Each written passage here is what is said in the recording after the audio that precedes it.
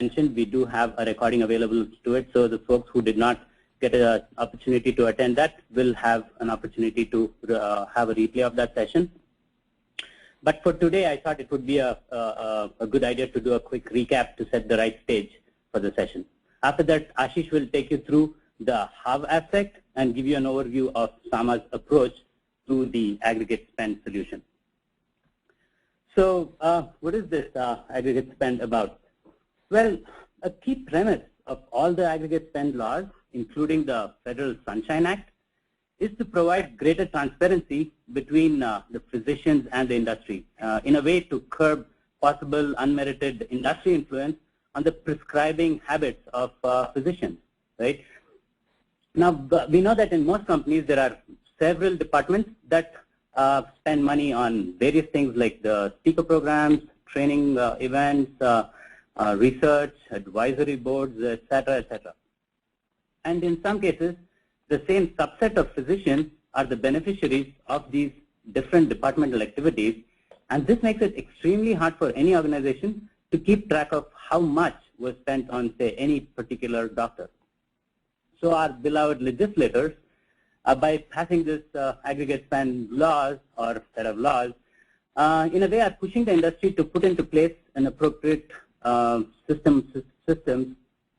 appropriate set of systems, if you will, required to accurately capture, track, and report this spend information across the entire enterprise.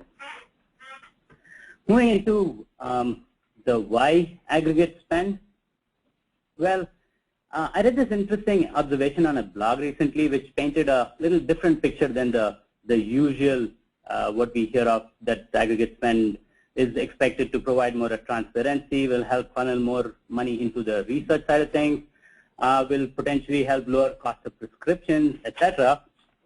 It actually categorized the spend as a stimulus initiative. So that was pretty interesting given our current state of the economy.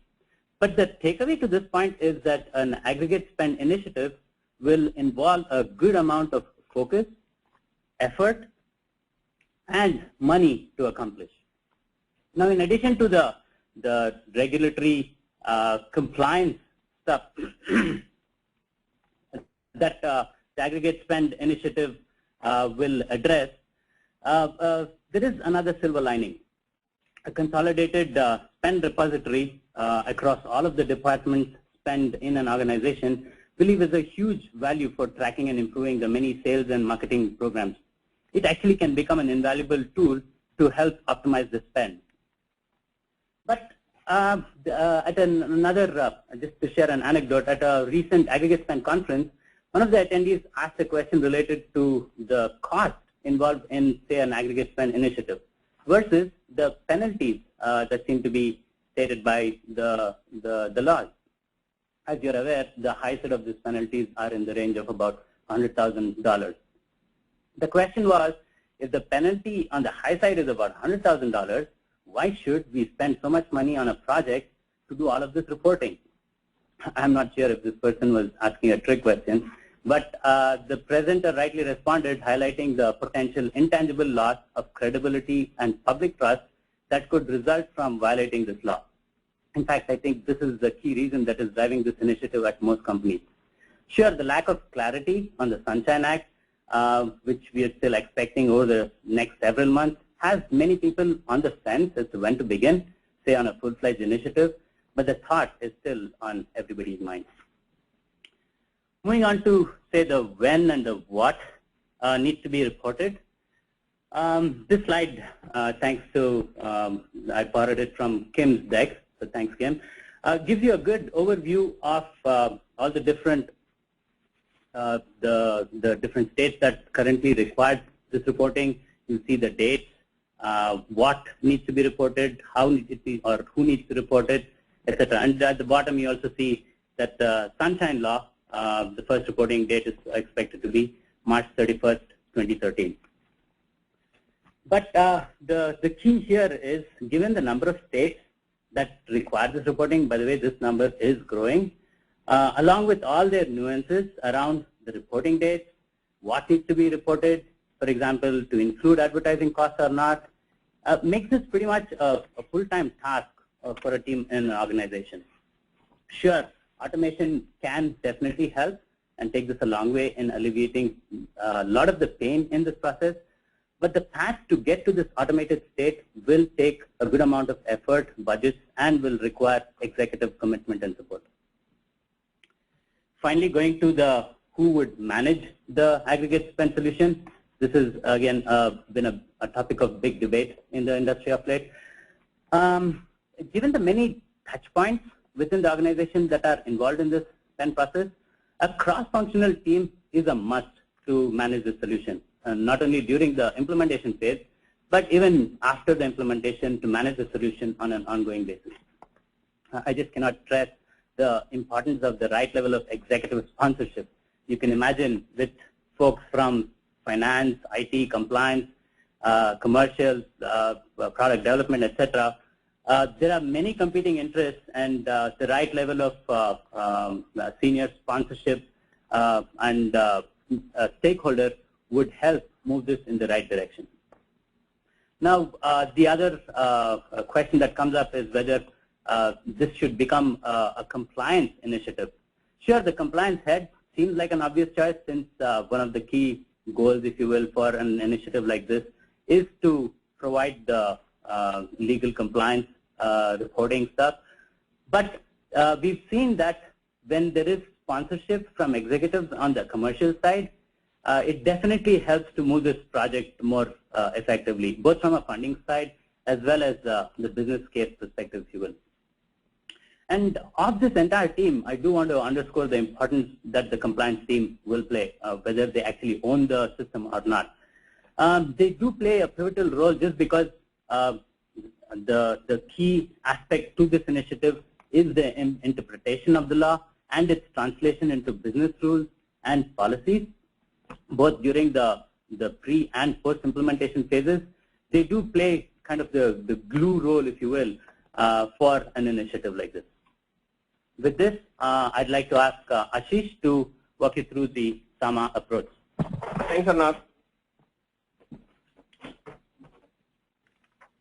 So now that we have the background of why we need to track and report aggregate spend, let us understand what goes into building an aggregate spend solution.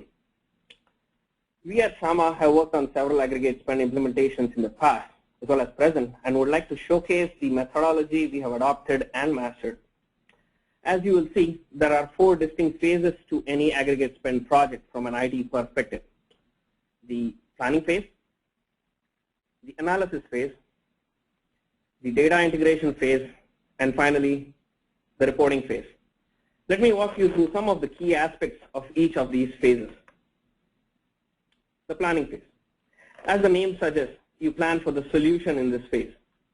You understand the parties involved, that is the stakeholders, and clearly define the roles and responsibilities during the course of the project. And not only during the course of the project, but also post-go live, that is during the steady state of the project. You still need to get the executive buy-in and, of course, the funding to execute the project. Luckily, this being a compliance project, funding is usually not a problem, but the cost and benefit will always be something that the team should justify. For that, you need to clearly state your goals and evaluate options with varying costs and benefits. This is typically the part of your project charter that you form. Then you develop the plan in terms of schedules, activities, and milestones, your typical project planning stuff. Understanding the law and policies, both state and federal, is then your next step. Usually the compliance or the legal department is either aware of the laws or may hire an expert in this domain, someone like Kim Life. In this, you would then capture the current spend process to understand the areas of spend, basically who is spending this amount. The different types of spend, basically what do you spend on, or the categories of spend, the different manual processes and workflows in the spend process, the different spend capture systems and the granularity of information captured in each, because they might vary. The various financial entries in your financial system or the ERP system, the backdated entries, your general ledger, adjustments, etc. And finally, you gather all the future business and system requirements with the help of a business analyst who would ideally understand your business and technology needs too. while gathering the business requirements, it's important to include the process changes required post-implementation. And let me give you an example. Like, you should expect inquiries from HCOs, HCPs on what was reported, and you should have a system to address their concerns, or at least answer their questions, and then make corrective changes as needed in your process and systems. As part of your planning phase, you need to perform your due diligence in determining our available options in terms of implementing the most suitable solution. That helps in performing the cost-benefit analysis as well. If you need to start reporting for federal and state compliance, you have two options. Adopt the traditional manual route of getting a few employees or contractors help collate the data from various spend applications, Excel sheets or emails, etc., and manually aggregate the information and put together a report based on their best efforts. Or you may automate the reporting and analysis by building a technical solution. We all know how painful the manual process can be. Manual method of reporting is quite laborious because it involves gathering, screening, validating of several thousands of records across various department systems for every state and federal government. It is prone to errors. Humans are prone to errors, especially when it comes to data. You may rely on your best to put together the report, but can you guarantee that? Well, that's a doubt. Moreover, they are neither scalable or flexible. Today, we have only a few states that are asking for these reports, and we see more and more states that will soon ask for the same. You cannot possibly add more people on this to get it done. It's just not scalable. Tomorrow, if the law changes a bit, how easily can you make the change to all that you have reported? Next to impossible, right?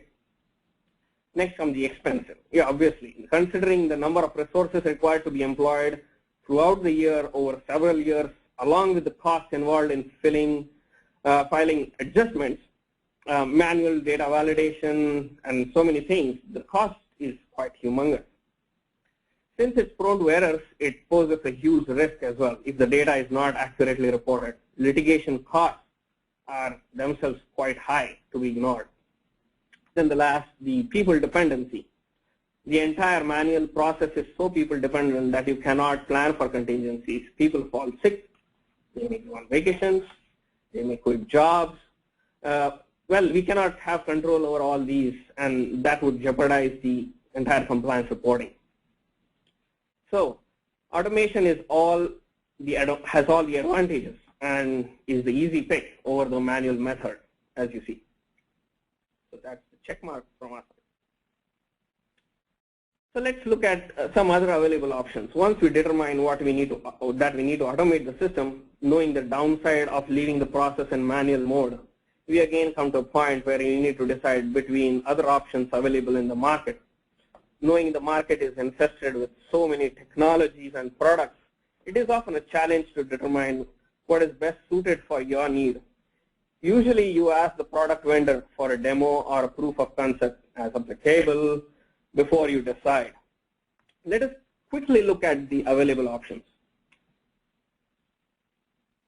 Option 1, assuming the pharma company has a system to capture spend, like an ERP system or an SFA system, you can customize the existing application to develop the compliance reports. The advantage is that there is no need to purchase a new product or software. The cost is low and the development cycle is quite short. The disadvantages of such situation is that it does not apply if there are several spend capture systems. If there are several of them, you are looking at possibly integrating the data across these systems into a single application. This simply isn't feasible. Moreover, these systems are not meant for analytical needs. They do provide some bit of reporting, but they are not truly analytical applications. Now let's quickly move on to option 2. There are several product vendors in the market who claim to have the right solution for you. They have front-end applications that are built over either say a BPM or a business process management product, or stand alone with some fancy looking screens and ability to generate reports. But what about the data integration aspect with the source systems? What about the flexibility and scalability? What about the analytical capabilities as in the previous option? You may end up doing long cycles of proof of concept to determine the best and yet not find a solution that does the trick. The advantages again in this case are that there is no need for development. It's a product, obviously. They have ready set business rules and readily available reports. Also, an out-of-the-box is relatively quick to deploy, because that is meant to deployment. The disadvantages are that you end up bearing a high upfront investment followed by cost of maintenance, upgrades of the software, and whatnot. Usually end up customizing for your needs, right? So because the product is out of the box, you definitely need to mend it for your changes.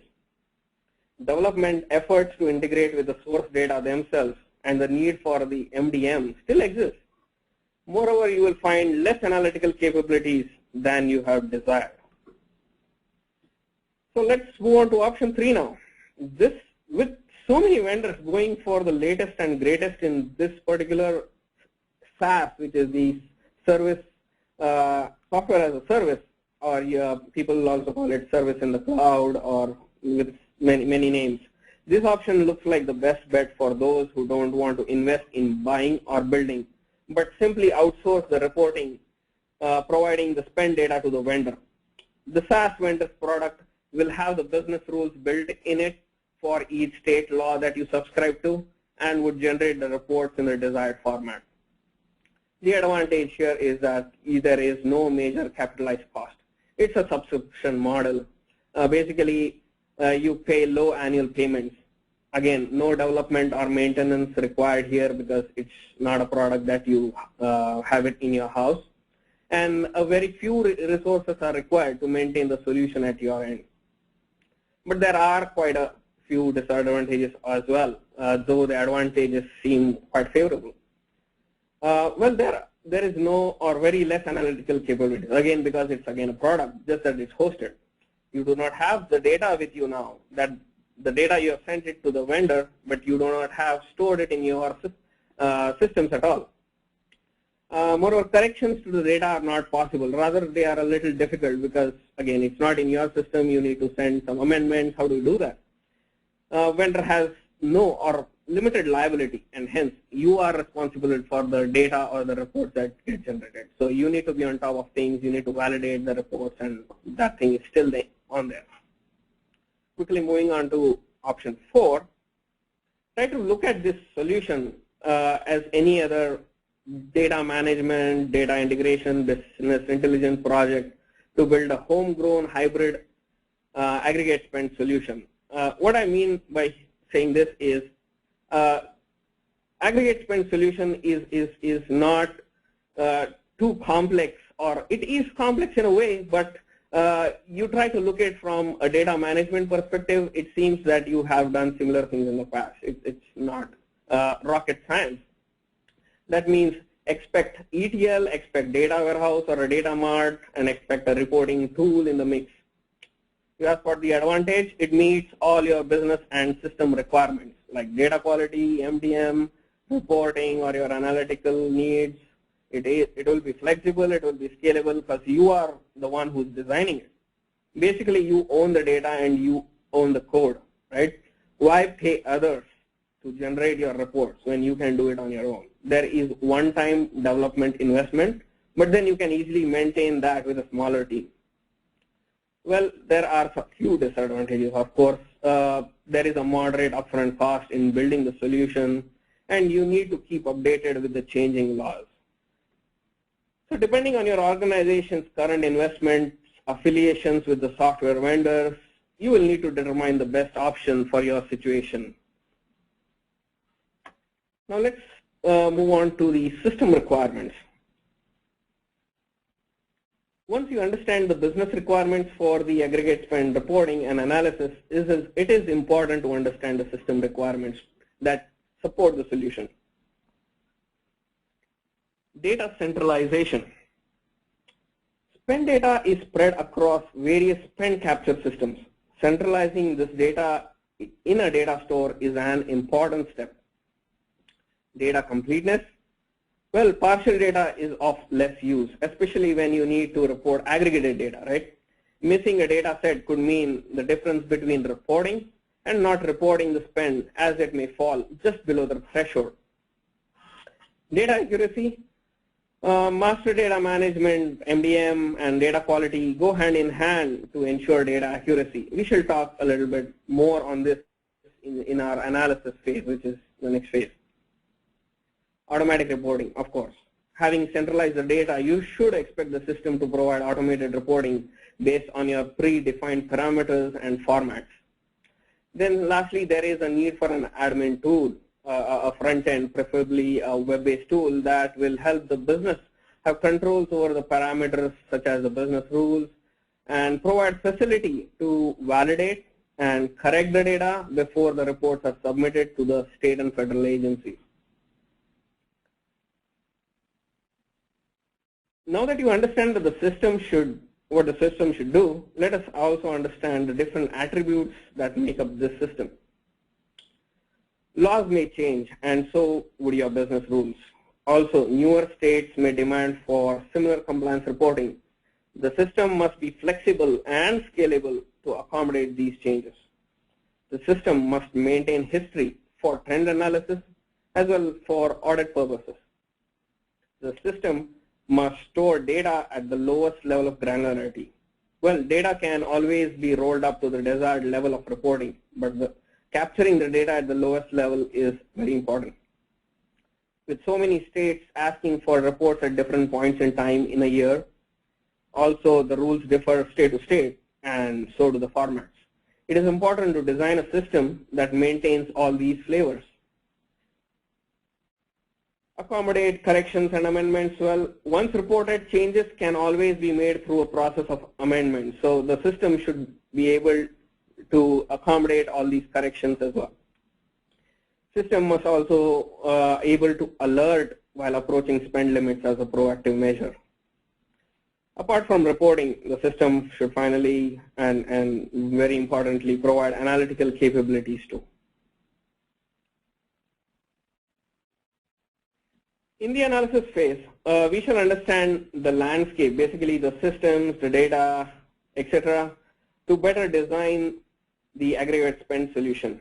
A lot of emphasis is given to the source system analysis to know where and how within the spend capture system does the spend data reside. Data governance, data profiling, data quality should be looked at to ensure clean and accurate data. Every spend capture system produces master data, which needs to be deduplicated across systems after agreeing on a common definition. MDM is the key aspect in any data management or business intelligence initiative. I will not be going too much into the technical details around MDM, operational, analytical, but the point I am trying to make is data conformance. MDM plays a big role in an aggregate spend solution. Let us quickly look at the next slide that gives you a pictorial view of what the landscape might look like.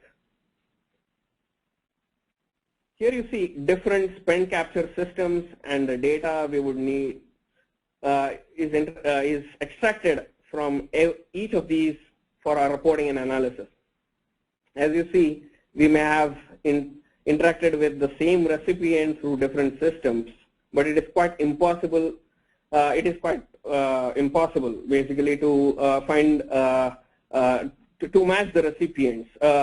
It is possible that the recipient may have been entered with a slight variation in their names in these systems. Let me take an example. For example, if in an SFA system you have captured a recipient as Dr. Bill Jones, whereas in your ERP system maybe he is referred to as Dr. William Jones. Well, how is it possible to humanly identify the two recipients are actually one? Well, MDM as a solution will help identify these and deduplicate the master data. Third-party master data providers like IMS, Walter Stewart, and people like that possess the master list of all HCPs, HCOs along with their unique IDs that will help us deduplicate the master data. Finally, the data integration phase. This is where we start developing the actual code.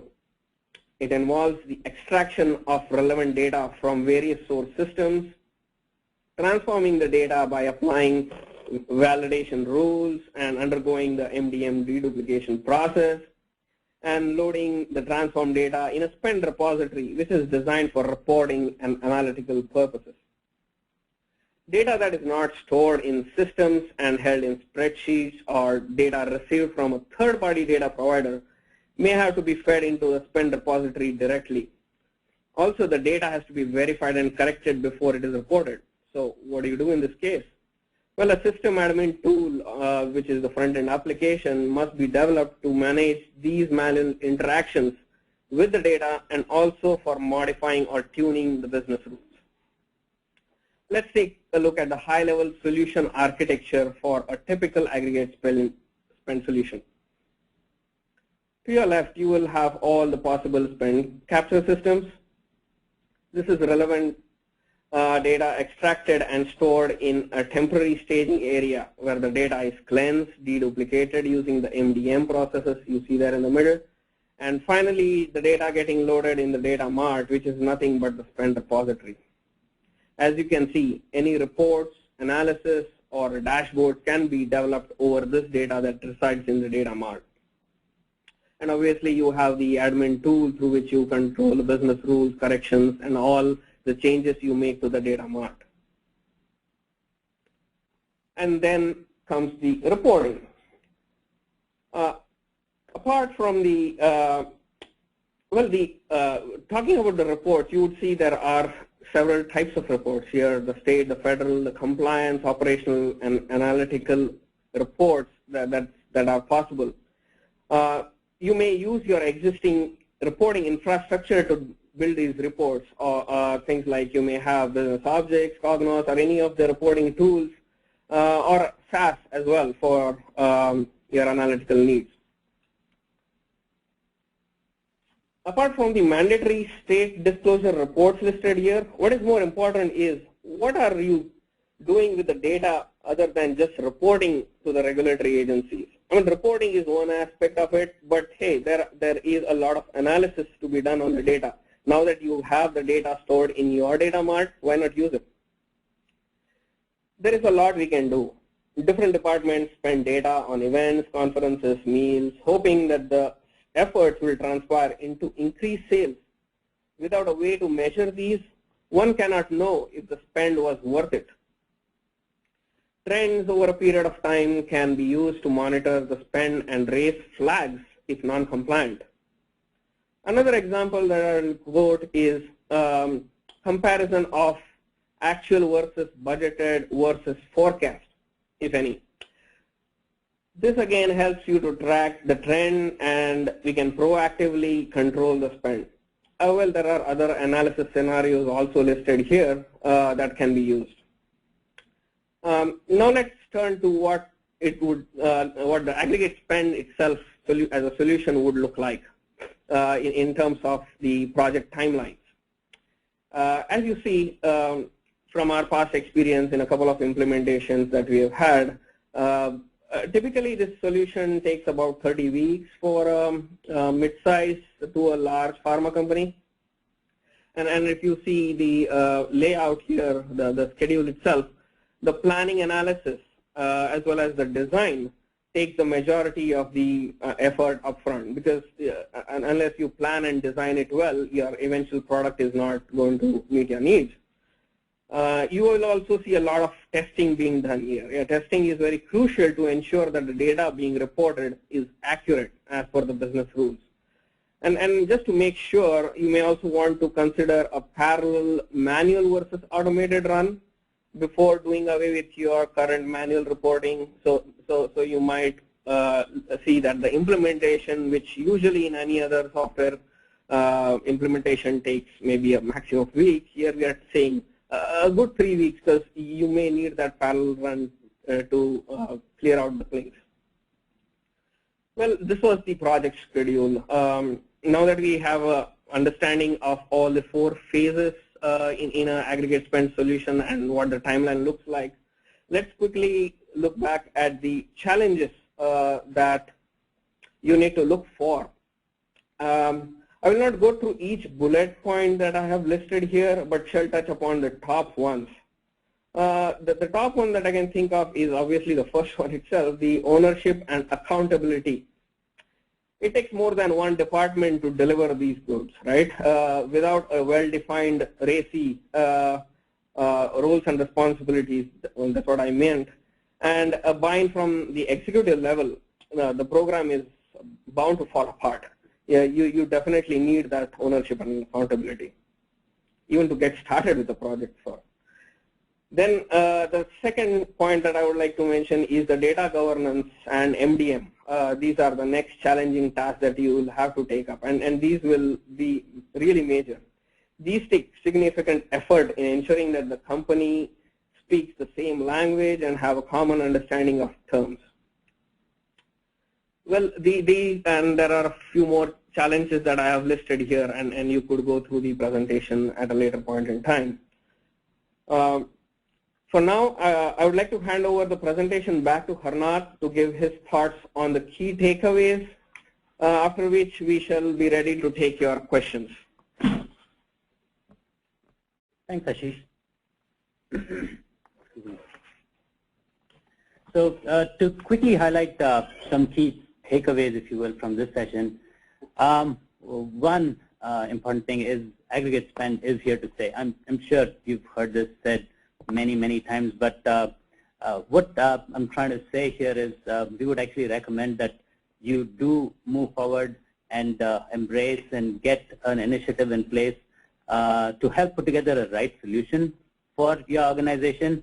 We have the discussions with several of our clients where we understand that given the lack of clarity of the sunshine requirements, they're not sure how to move forward. But the bottom line, it seems like the need for collating all of this spend data into one place is a must. So the sooner you get started with that kind of an initiative, it would put you in a much better position in the months to come. Definitely, the second thing I would add is the complexities. Another reason why we would recommend that you get started sooner. The range of these vary from anywhere from the fundamental data quality kind of issues, like the Dr. Bill Jones and Dr. William Jones that Ashish referred to. This could actually lead to events where you're reporting actual expenses differently for Bill Jones versus William Jones as two different doctors, in which case you don't even know that, or the system would not alert that there is a limit that's been exceeded or anything like that. But if, on the contrary, if there were two different William Jones and for whatever reason they got reported as the same doctor, that definitely would start to result in a bunch of inquiries from these healthcare professionals asking to figure out why they are being reported as having participated in say, an advisory board or something, which they weren't. And all of this will require the system to be prepared to make corrections and adjustments as needed, and process to receive these inquiries and query and report back to ensure that these are appropriately addressed. So definitely don't underestimate the amount of complexity that you would have to deal with, and that's another reason why I said starting sooner would put you in a much better shape to address these. Definitely think about your future business needs while you're designing this. This is like pretty much for anything else. It is much easier to incorporate these future needs, if you will, during your early stages, say the planning analysis phase, and can potentially be a much harder thing to do to bolt it on at a later stage.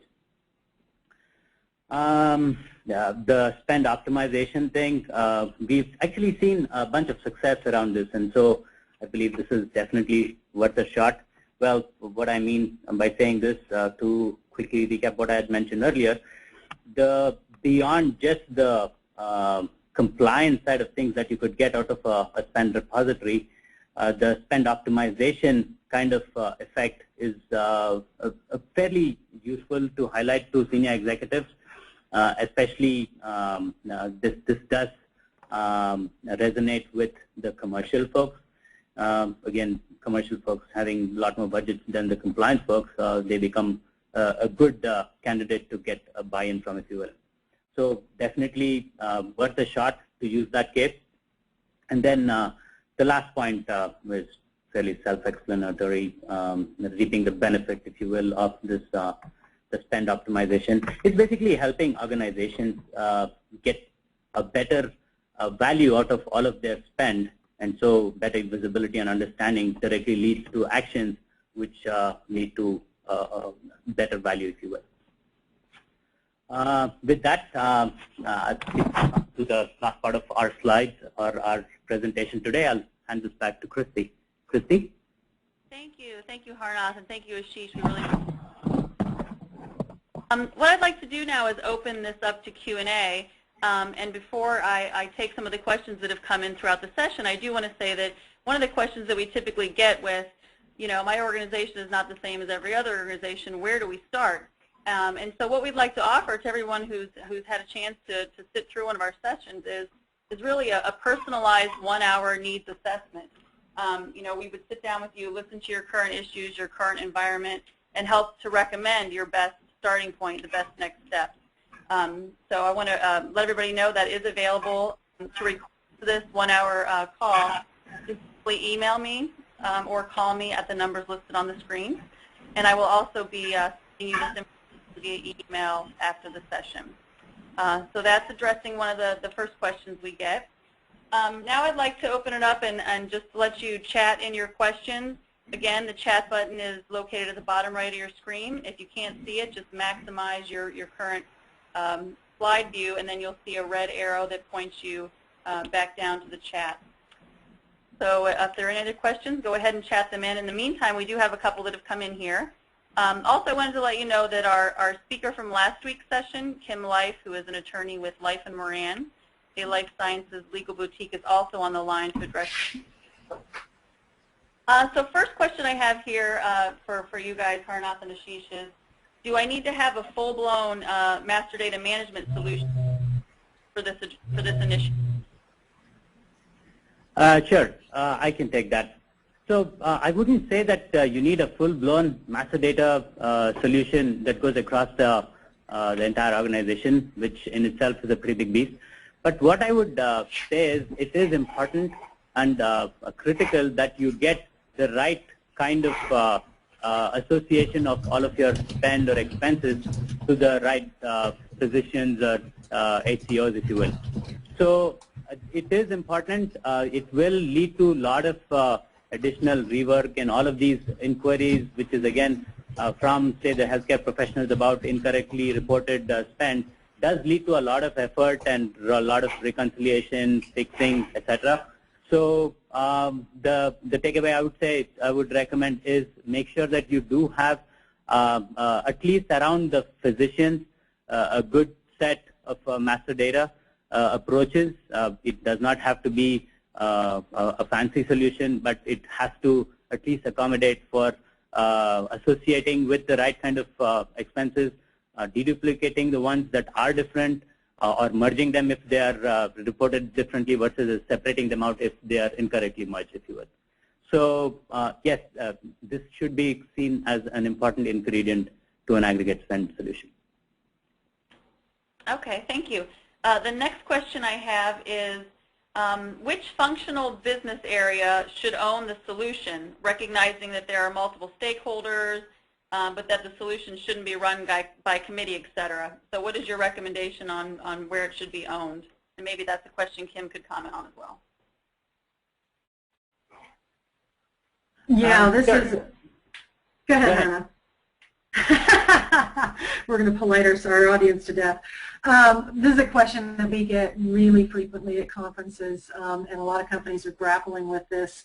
My recommendation, and I'm getting beaten up by a few compliance departments for it, but is to have it sit in compliance, because so many of the issues are compliance related. Now, granted, there has to be a very strong connection to your IT and your finance departments, but generally these most of the questions that come up and most of the issues that come up tend to be compliance related. Okay. Thanks, Kim. The next question I have here is, do you believe that 21 CFR Part 11 applies to technology solutions related to aggregate spend? I think that would be a thing that Kim would be able to address. Is that something that you're familiar with now, or would you need to look at it further? I'd have to look at it further. A lot of this has to do with the GXP environment. We need to look at that and look at it further. If the person who asked the question wants to call into us later, I'd be glad to have a conversation with them offline. Okay. Great. It looks like those are the key questions that have come in at this point. If anyone has anything else, feel free to chat it in. We'll wait just a few more moments here. And just a reminder, we will be sending out a copy of the presentation as well as a link to the full recordings to everyone who attended. So look for those in the next few hours. And I don't see anything else coming in at the moment. So with that, we will go ahead and wrap up, and we appreciate everyone's time today. We know you're very busy, and we appreciate you taking the time to attend our webinar. Have a great day. Thanks, everyone.